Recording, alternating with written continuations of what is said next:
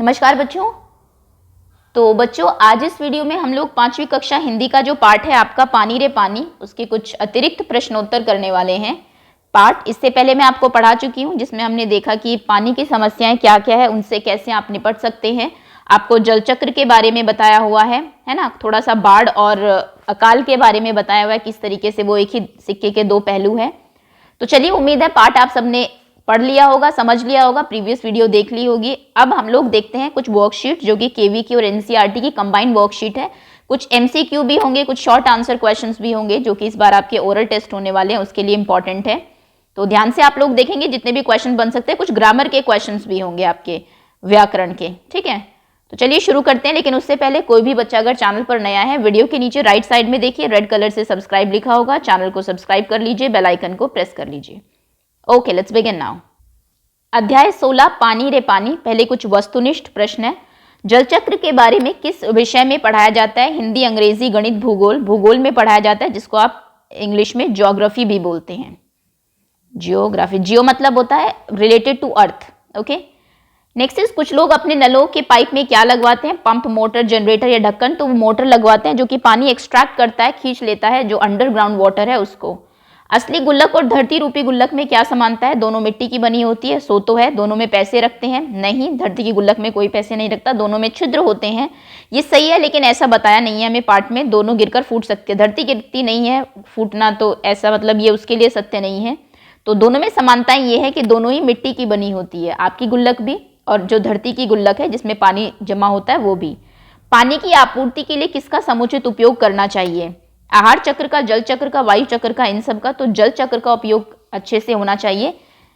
आप अगर चाहते हैं कि पानी की अच्छे से आपूर्ति हो, सबको पानी मिले। अकाल और बाढ़ एक ही सिक्के के क्या है? तो अकाल और बाढ़ एक ही सिक्के के दो पहलू है। अकाल तब होता है जब पानी की कमी हो, और बाढ़ तब आती है जब पानी की अधिकता हो, अधिकता। ओके, और कहीं ना कहीं बताया हुआ है पाठ में किस तरीके से दोनों हमारे ही हाथ में है। जब पानी बहुत अधिक होता है, बाढ़ आती है, तो हम लोग उसको संचित नहीं करते, तो फिर क्या आ जाता है? कमी से अकाल आ जाता है।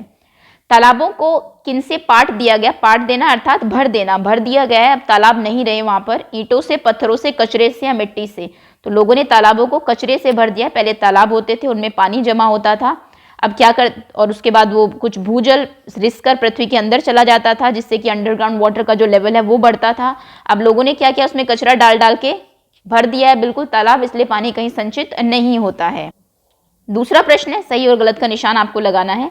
गर्मियों में नलों में से पानी आने का कोई निश्चित समय नहीं होता। बिल्कुल सही है, ऐसा कहा गया है पाठ में, किसी भी समय पानी आ जाता है। कोई फिक्स टाइम नहीं होता है गर्मियों में, क्योंकि पानी की वैसे ही बहुत कमी होती है।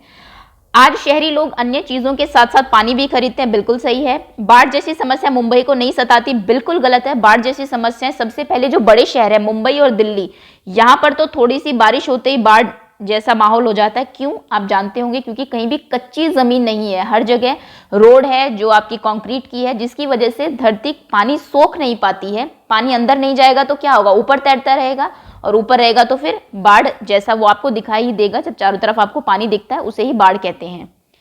आगे आते हैं, तालाबों और झीलों का पानी भूमि के नीचे छिपे जल के भंडार को नहीं मिलता। ये बिल्कुल गलत है। इनमें जो पानी होता है, जितना अंदर जा सकता है जाता है, उसके बाद जो ऊपर रह जाता है वो आपको दिखाई देता है। तो बिल्कुल ये पानी धरती के अंदर जाता है। दिल्ली में पानी की औसत मांग और खपत 3 गुना बढ़ गई है। बिल्कुल सही है। पानी में मोटर लगवाना आसपास का हक छीनने जैसा है। बिल्कुल सही है। नल खोलने पर सूसू की आवाज तब आती है जब पानी नहीं आ रहा होता। बिल्कुल सही है। ये तीनों स्टेटमेंट आपके चैप्टर से ही ली गई है। आगे आते हैं, खाली स्थान आपको भरने हैं। जल, सूरज, भाप, नगरों, घरों, बादल, वर्षा, जल चक्र, सब कुछ, कभी कभी। चलिए देखते हैं कहां पर क्या शब्द फिट होगा आपका। समुद्र से उठी खाली जगह बादल बनकर पानी में बदल जाती है। तो समुद्र से क्या उठती है जो कि बादल बनकर पानी उसमें बदल जाती है? समुद्र से उठती है भाप। एक सेकेंड, तो यहां पर आप लिखेंगे भाप। आगे है, पानी की पाइप में मोटर लगवाकर कहाँ का पानी खींच लेता है? कई घरों का पानी ये मोटर जो है वो खींच लेता है। इसलिए कहा गया है कि ऐसा करना दूसरों का हक छीनने जैसा है। बाढ़ के दौरान कुछ दिनों के लिए सब कुछ थम जाता है। बच्चों की स्कूल की छुट्टियां हो जाती है, लोग ऑफिस नहीं जा पाते हैं ना, तो इसलिए कभी अगर हुआ हो, आपने देखी हो बाढ़, तो पूरे ही जो लाइफस्टाइल है वो स्टैंड स्टिल हो जाता है, रुक जाता है। खाली जगह रुपयों से कई गुना कीमती है, जल रुपयों से कई गुना कीमती है, ऐसा कहा गया है पाठ में।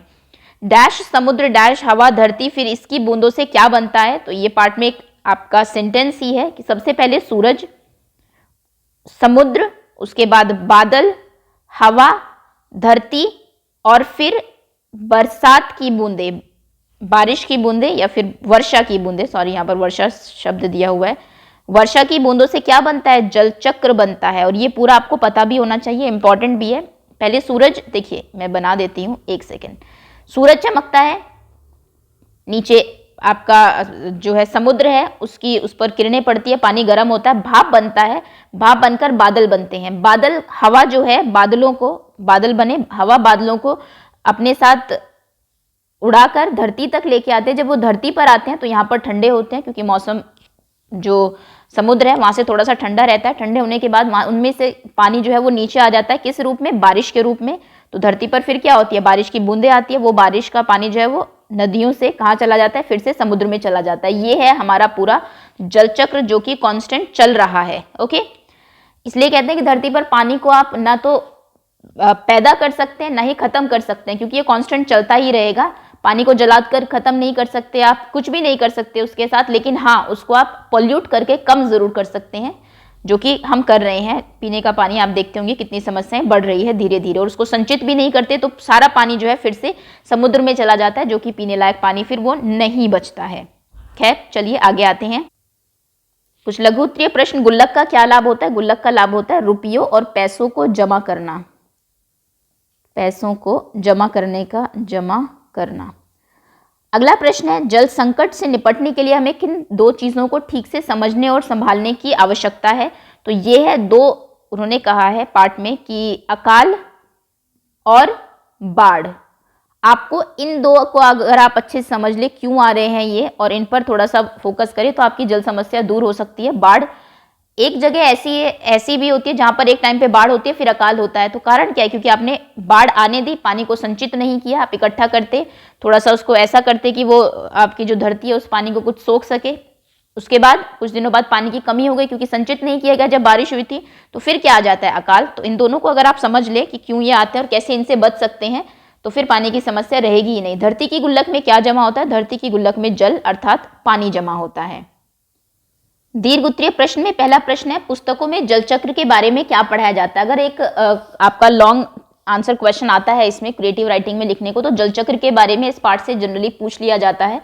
तो जल चक्र में, अब मैं पूरा नहीं लिख सकती, लेकिन आपकी बुक में स्टार्टिंग में ही दिया हुआ है आपको कि जल चक्र के बारे में किताबों में क्या क्या चीजें लिखी रहती है। पेज नंबर है 128, आप खोल लीजिएगा, देख लीजिएगा। जल चक्र के बारे में बताया गया है आपको कि कुछ चीजें, कुछ चित्र बताए जाते हैं, जैसे कि सूरज का चित्र, ऊपर जो मैंने एक सेंटेंस भी आपको पढ़ाया था, सूरज होता है, उसके बाद समुद्र होता है, समुद्र, फिर बादल, हवा, ओके, हवा उसको लेके आती है, और धरती पर बरसात की बूंदे, बरसात, इनका चित्र बनता है एक, और फिर नदी, उसके किनारे बसा गांव है ना, गांव घर जो कि उसको पॉल्यूट कर रहे हैं नदी को, और फैक्ट्रीज वगैरह। ओके, दूसरी तरफ ये जो पानी है ये फिर से जाके किसमें मिल जाता है? फिर से समुद्र में, और फिर से सूरज उस पर चमकता है, फिर से ये जो है इस तरीके से बताया गया है। समुद्र से उठी भाप, एक सेकेंड, अगर आपको पूरा एक्सप्लेन करना है तो समुद्र से भाप उठती है, समुद्र से उठी भाप बादल बनकर, भाप बादल बनकर धरती पर बरसात करती है, बरसात करती है, और ये बरसात का पानी नदियों में बहकर, पानी नदियों से बहकर समुद्र में मिल जाता है। बस ये जल चक्र है, नदियों से बहकर समुद्र में मिल जाता है, मिलता है। ओके, समुद्र से शुरू हुआ वहीं पर जाकर मिल गया, तो यानी कि ये जल चक्र हमारा पूरा हो गया। वैसे भी आपने वाटर साइकिल का पढ़ा होगा, आप चाहो तो इसको जितना एक्सप्लेन कर सकते हो, बल्कि ऐसा कोई क्वेश्चन है तो आप एक पिक्चर बना देंगे तो जल चक्र की, वाटर साइकिल, इनफैक्ट ईवीएस में भी, तो बहुत अच्छा इंप्रेशन जाता है टीचर के ऊपर। खैर आगे आते हैं। अगला प्रश्न है, नलों से पानी आने को लेकर कौन कौन सी समस्याएं उत्पन्न होती है, उनका हम पर क्या प्रभाव पड़ता है? तो यहाँ पर बहुत सारी समस्याएं बताई हुई है नेक्स्ट पैराग्राफ में ही, जो आपकी लेखिका है जिन्होंने ये लेख लिखा है, कि सबसे पहले तो पूरे समय पानी नहीं आता, पूरे समय पानी नहीं आता। दूसरा, नल खोलो तो उसमें सू सू की आवाज आती है मतलब पानी नहीं आ रहा, सिर्फ हवा बाहर आ रही है, आवाज आती है। तीसरा, उन्होंने बताया कि अगर आता है तो बेवक्त आता है, रात को आया, नींद खराब होती है आपकी, कभी देर रात, कभी भोर सवेरे, है ना, भोर सवेरे। उसके बाद नींद खराब होती है, मीठी, उन्होंने कहा ना कि हम पर क्या प्रभाव पड़ता है, तो मीठी नींद खराब होती है। उसके बाद लोग बाल्टी लेकर घूमते हैं, बाल्टी अपने जो बर्तन घड़े भरते फिरो। और उसके बाद पानी को लेकर तू तू मैं अर्थात जो वर्बली जो झगड़ा है वो भी होता है लोगों में। ओके, तो ये समस्या पानी को लेकर, और इनसे ये प्रभाव हमारा पड़ता है, नींद खराब होती है और लड़ाइयाँ होती है, फिर लोग मोटर लगवाते हैं, किसी का हक छीन लेते हैं। चलिए अगला प्रश्न है। अगला प्रश्न है, देश के कई हिस्सों में अकाल की स्थिति क्यों पैदा हो जाती है? तो शॉर्ट आंसर अगर मैं आपको बताऊं तो गर्मियों में पानी की कमी के कारण अकाल जैसी स्थिति पैदा हो जाती है के कारण। आप इसको अगर लॉन्ग आंसर टाइप क्वेश्चन में लिखना चाहते हैं तो आप पूरा एक्सप्लेन करेंगे कि बरसात में जब बारिश होती है तो लोग पानी को इकट्ठा नहीं करते, जमा नहीं करते हैं, है ना, वो बहकर समुद्र में जाकर मिल जाता है, जिसकी वजह से गर्मियों में पानी की भारी कमी हो जाती है, क्योंकि गर्मियों में बरसात नहीं होती है। ओके, बरसात नहीं होती तो पानी की कमी होती है, लोगों को जितना पर्याप्त पानी है वो नहीं मिलता है। जैसा कि हमने एक एग्जाम्पल भी देखा, आपको दिल्ली का एक उदाहरण यहाँ पर दिया हुआ था कि जो लोग झुग्गी झोपड़ियों में रहते हैं उन्हें जो पानी चाहिए उसका 30% भी नहीं मिल पाता है ना, यानी कि 100 बाल्टी अगर चाहिए तो 30 भी नहीं मिल पाती है। ओके, तो फिर वहाँ पर जो स्थिति है वो अकाल जैसी हो जाती है। अगला प्रश्न है, बरसात के मौसम में क्या होता है? बरसात के मौसम में चारों तरफ पानी दिखाई देता है, चारों तरफ पानी होता है। तुम्हारे स्कूल में, घरों में, सड़कों में जो है सब जगह पानी भर जाता है। देश के कई हिस्से देश के वो बाढ़ में डूब जाते हैं, सब कुछ थम जाता है। ओके, एंड जो चीज़ें हैं वो बह जाती है और ज़िंदगी जो है थोड़ी सी मुश्किल हो जाती है, स्कूल बंद हो जाते हैं। आप जो चीज़ लिखना चाहिए बरसात के मौसम में कैसा आपको चारों तरफ देखने को मिलता है नज़ारा, वो आप लिख सकते हैं। आगे आते हैं। आगे कुछ आपके भाषा आधारित प्रश्न है, निम्नलिखित शब्दों को शुद्ध करके लिखिए। पहला है समुद्र, समुद्र ऐसे लिखा जाता है। मुंबई, ये कुछ आपके मुंबई पार्ट में आए शब्द है। प्रकृति, प्रकृति आप ऐसे लिखते हैं, सॉरी एक सेकेंड, प्रकृति। ओके, ये है समृद्ध, दिस इज स्रोत अर्थात जहां से पानी आता है उसके साधन। गुल्लक, गांव में चंद्र बिंदु आता है, गांव। स्टेडियम। ओके, चलिए आगे आते हैं। अगला प्रश्न है मुंबई। नीचे दिए गए शब्दों के दो पर्यायवाची शब्द निम्न वर्ग पहेली में ढूंढ कर लिखो। वर्ग पहेली में आप ढूंढ लेना, मैं आपको वैसे बता देती हूँ सभी के दो पर्यायवाची। पानी के सबसे आसान तो जल और नीर, आपको और भी याद करने हैं। तोय, अंबु, जो भी दो आपको याद रहे एग्जाम में, सलिल, पै, उदक, वारी, है ना, बहुत सारे होते हैं। अब आप 5th क्लास में आ गए, जितने भी मैक्सिमम आप याद कर पाए। सूरज, सूर्य, दिनकर, भानुकर, दिवाकर, दिन करने वाला अर्थात, और दिनेश, है ना, दिनेश, रवि, ये सारे आपके सूरज के पर्यायवाची है। समुद्र, एक सेकेंड, समुद्र बनता है जल के आगे सिर्फ धी लगा दे, जल के जो पर्यायवाची है वारिधि, क्योंकि वारी उसका एक पर्यायवाची होता है। वारिधि, सागर, है ना, और आपका नीर निधि, और जलधाम भी बोलते हैं। पयोधि, क्योंकि पय उसका एक पर्यायवाची, कहने का मतलब है जल के पर्यायवाची के पीछे आप धी लगा दे तो वो कहीं ना कहीं समुद्र के पर्यायवाची बन जाते हैं। नदीश भी बोलते हैं इसको, नदी का ईश्वर। ओके, अर्णव भी बोलते हैं समुद्र को। ओके, बादल, जलधर, वारीधर, अगर आप धर लगा देंगे पानी के जो पर्यायवाची है उनके पीछे तो वो बादल के बन जाते हैं। ये बहुत कॉमन पर्यायवाची है जो मैं आपको करा रही हूँ ये एग्जाम में इनमें से आपके चैप्टर से पूछे जा सकते हैं। समुद्र, सूरज, पानी, हवा बहुत ही कॉमन है और सारे वर्ड्स आपके पार्ट में आए भी है। मेघ, घन, जलद, वारिद, नीरद भी होता है क्योंकि नीर पर्यायवाची द लगा देंगे। अम्बुद, ये बादल के बन जाते हैं। और आपके धराधर भी होता है। बहुत सारे पर्यायवाची होते हैं जितने भी आप, मेघ, घन, ये तो आप आसानी से याद कर पाएंगे। हवा, पवन, एक सेकेंड,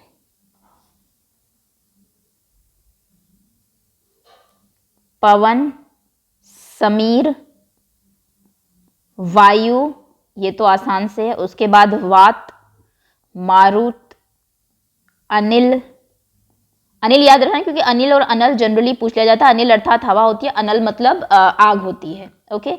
बयार, बयार चली ठंडी ठंडी है ना, ये कुछ आपके हवा के पर्यायवाची है। धरती, एक सेकेंड, पृथ्वी, भू, धरा, जमीन, वसुधा, भूमि, ये तो बहुत आसान है कुछ, भूमि, अचला है ना, और उर्वी, क्षिति। ओके, ये कुछ आपके धरती के पर्यायवाची है। ओके, चलिए आप 6th क्लास में जाने वाले हैं। पर्यायवाची वगैरह जो आपके कुछ वर्ड्स होते हैं अच्छे से करके जाइए क्योंकि यहाँ पर तो 2-2 पूछे, वहां पर कई बार 5-6 भी पूछ लेते हैं आपसे। आगे आते हैं। रेखांकित शब्दों के विपरीत शब्दों से वाक्य पूरा करो। पानी की कमी तो गांव और शहर, गांव का विलोम शहर होता है तो गांव और शहर दोनों जगह है। सर्दी का मौसम तो चला गया, सर्दी का विलोम हो गया, अब तो गर्मी, सर्दी का विलोम गर्मी, गर्मी का मौसम आएगा। पिछले वर्ष हमारे शहर में सूखा पड़ा था, अब तो बाढ़ आने वाली है। सूखा का विपरीत होता है बाढ़। इतने बड़े संसार में संसार को तकनीक ने, बड़े का होता है छोटा, छोटा बना दिया है। यदि आय अधिक न हो, आय का होता है व्यय, आय मतलब आप जितना कमा रहे हैं, व्यय अर्थात जितना आप खर्च कर रहे हैं, तो व्यय कम करना चाहिए। ये आपके पाठ में आए कुछ विलोम शब्द हो गए। अगला प्रश्न है, नीचे दिए गए शब्दों में बे उपसर्ग लगाकर विपरीत लिखो। वक्त, वक्त का होता है बेवक्त। हद, बेहद।